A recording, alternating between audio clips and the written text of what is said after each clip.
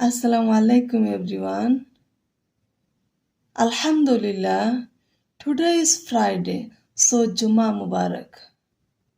Welcome back to my Friday series where I will share one of my favorite ayat of Surah Al-Baqarah with all of you and explain the meaning behind it.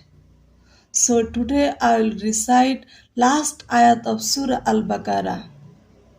So first I will recite it.